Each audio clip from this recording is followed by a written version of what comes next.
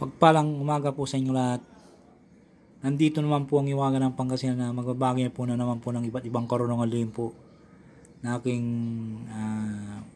ibabagi po sa inyo para may magamit po kayo sa araw-araw na oras ng kagipitan sa kapanganiban po sa araw-araw.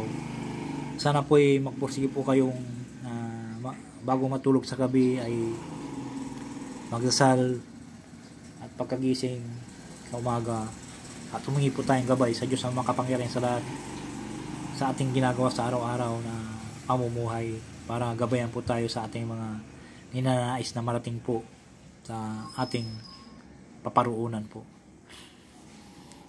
Nandito naman po ang Iwagan ng Pangasinan na magbabagi po sa inyo na karunungan lihim po.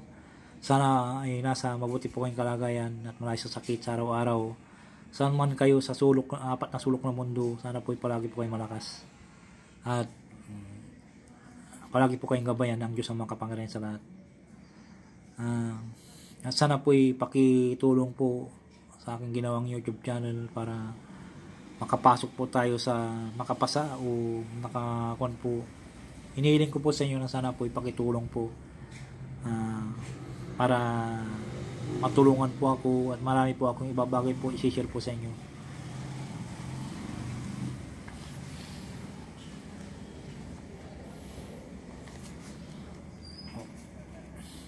May nag-request po sa akin kasi po na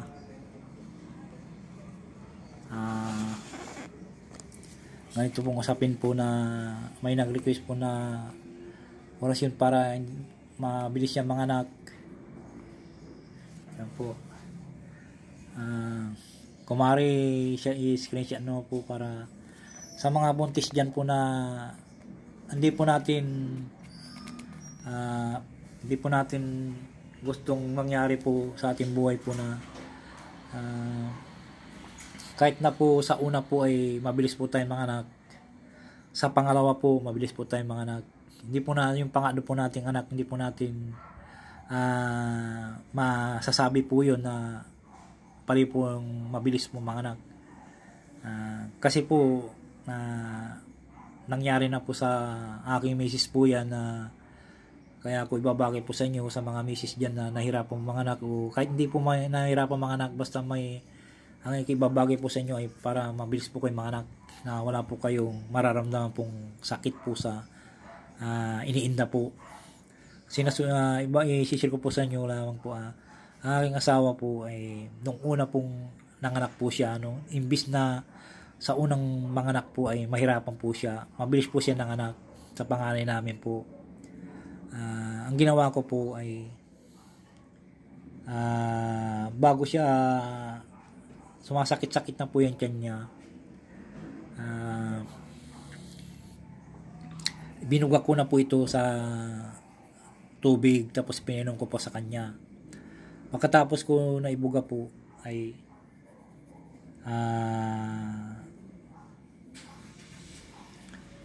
kuwan po ito, kumuha po ako ng itlog, pinalunok ko po sa kanya yung itlog po para mabilis po siya manganak, para madulas po yun yung itlog, pampadulas po yun ng bata sa tiyan po yung itlog po.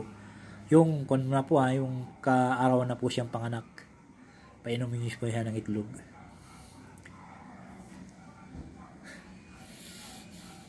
Tapos nung pangalawa, ganun din po yung ginawa ko po, mabilis po siya manganak.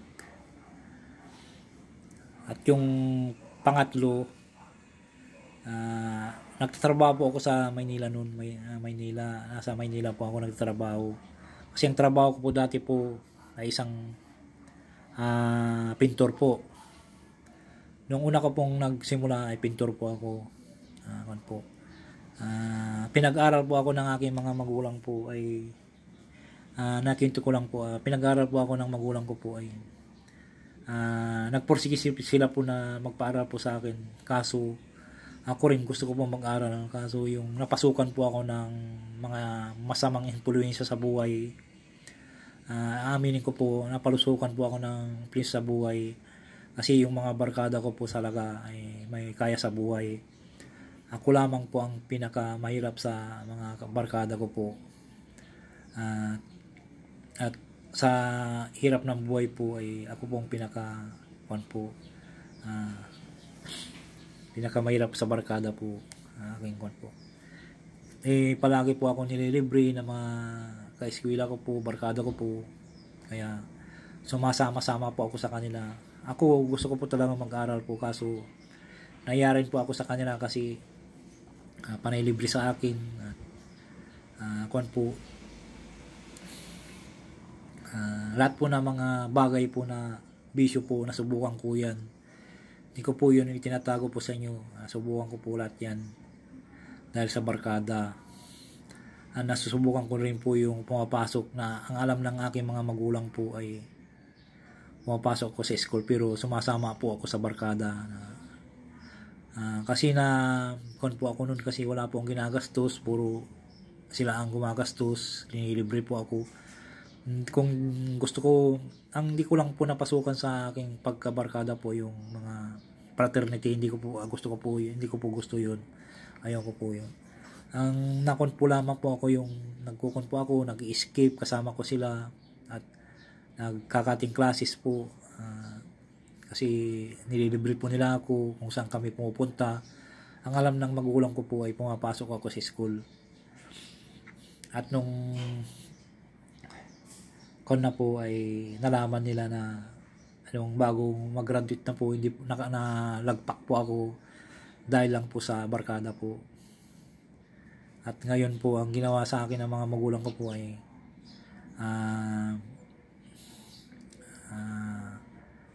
po ako, pinalo-palo po ako noon. Sabi nila, sayang ang ginagastos namin sa iyo, hindi ka pala nagpupursige mag-aral. Mula noon po ay medyo tumiwalag na po ako sa aking mga barkada po, pero talagang kinukuan pa nila ako na kasi barkada mo yan talagang po. At nagpursige po ako na kapag graduate po ko sa high school, katapos ko ng high school po, yun na po, asawa ng Diyos, tapos ko high school. Tapos gusto ng magulang ko po na nagpupursige po sa akin na mag-aral, kasi yung kapatid ng nanay ko po ay puro sundalo po.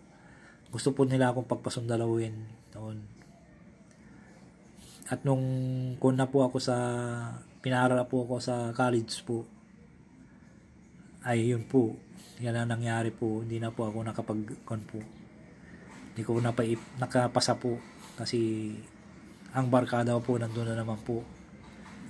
Kaya ginawa ko na lang po ay pumunta na po ako sa Nueva Ecija.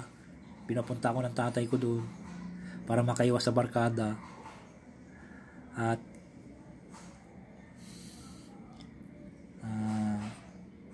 doon na po ako nakakon sa lula ko po dati. Yung lula ko po nanggagamot sa Nueva Ecija. Doon ako nakapokus kasi may lupa sila na sinasakaan doon, tinutulungan ko sila. Tapos yun na, marami na pong nangyari na pag may nagpapagamot sa kanya, pupunta ako doon, pinatutulong po ako. Pero hindi ko po iniisip-isip na po yun na gano'n ang mangyayari po. At nung hindi ko pinapansin pa yun ng lula ko po na nagkagamot, natagpuan ko naman po yung asawa ko. Kilala ko po yung asawa ko. Tapos nakilala ko po yung asawa ko, yun po, nagkaanak kami umpisa, nagkakon kami, tapos nagkaanak kami. Ito po, tinuruan po ako ng lola ko po, pag oras ng malapit na po siya mga anak, ay ikon ko po sa tubig at ipainom, o ipo sa kamay, ay idampi sa kamay ko at i-plus ko sa tiyan niya po, o isulat po sa puting panyo at ipatong sa tiyan niya para mabilis siya manganak daw. At nung pangalawa po, ganun din pong ginawa ko po.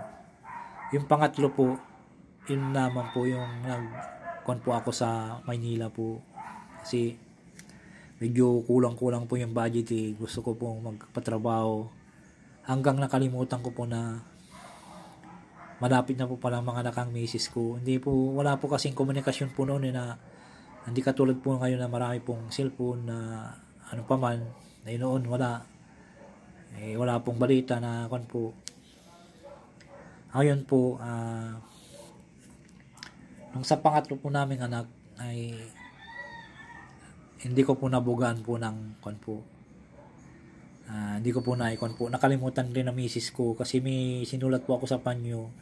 Inilagay ko po sa may tinago ko po sa lalagyan ko po na hindi po mahawak-hawakan po ng iba. And hindi ko na kon po kasi wala kami komunikasyon na sabihin ko sa kanya. Nakalimutan ko kaya pangatlo po nirapan po siya mga anak. Hindi ko po naikon to. Tinuro po ng lola ko. Ay ang lola ko po naman po busy po. Kasi yung bahay po namin na ginawa ko, yung pinagawa namin po ng asawa ko po ay medyo malayo. Ang nandun po na binilin ko lamang po yung kapatid ko pong bunso. Siya po nag-alaga sa misis ko na pag ganito, yung kapatid ko rin po puro laro na wala pong wala pa pong kamuang-muang sa pag-iisip po na hindi po niya alam po ang isip, parang isip pa bata pa po siya. Hindi po nila na alam na ganun po mangyayari po na. Ang pangatlong anak niya po ay na-kon po siya na operan po siya na kumpanya siya na operan po. Umuwi po ako na wala sa oras po nung nalaman ko po nung may yung pisan ko po isaktong umuwi noon nagbakasyon tapos bumalik agad dahil lang dito po sa yung nasa ospital po yung asawa ko na laigit po operan po siya. Pero kung nandun po sana ako sa amin baka nanganak po siya ng maaga, naibuga ko po ito. Kaya isi-share ko po sa inyo kasi para yung mga mahirap manganak po dyan, ito po ang gawin po ninyo. Ito po, orasyon sa nahirapang manganak po.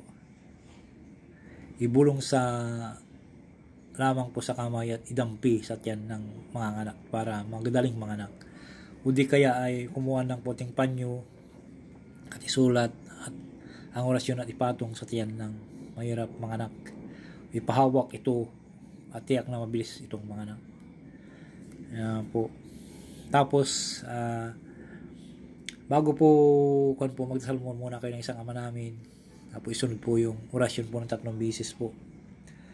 Ito po, pag gusto nyo pong ibuga sa tubig, kahit hindi nyo na po, pag naibuga nyo sa tubig po ito, napainom nyo po sa asawa nyo po, kahit hindi nyo na po isulat po sa puti o sa po, ipahawak o ipatong sa tiyan po, kung naibuga po nyo sa tubig. Tapos kung naibuga nyo sa tubig, kung halimbawa po gusto nyo po talaga isulat, para doble-doble po yung bisa, pwede nyo po isulat at ipawak sa kanya o ipatong sa tiyan niya bago siya o nagkukon po para madaling po siya manak. At ang bisa po nito, hindi lang po ito po yung Christus Sancta Trinitas Umo Jesus. Hindi lang po ito ang kunya sa panganak po. Pangontranin po ito sa nabibingi, ibulong sa tainga at ihipo sa tainga at ito'y mawawala po yung pagkabingi po. Sa pangalawa po, ang bulag po o nagaway, hipan ito at gagaling po. At yung pangatlo po, pangontra sa masamang espiritu rin po. Maganda rin po itong gawing kwintas para iwas masamang espiritu at hindi sapian ng masamang espiritu. Yan po.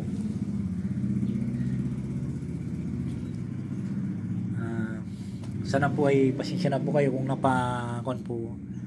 Sana po ay mag-subscribe po kayo, mag-like and share. Maraming salamat po sa inyo lahat. At i-share nyo po sa iba para yung mga buntis na nahirapan po mga anak po ay gagamitin po nila. Maraming salamat po.